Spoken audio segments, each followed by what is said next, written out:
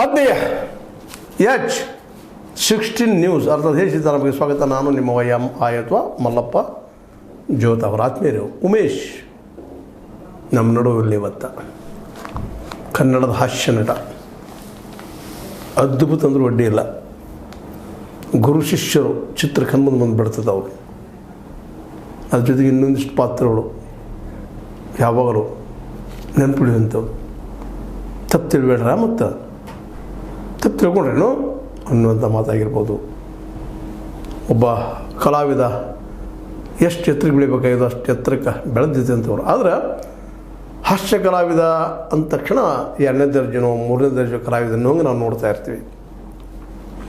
ನಿಜವಾಗಿ ಅವರ ಅನುಭವ, ನಗಿಸುವಂಥ ಕಲೆ ಅದ್ಭುತ.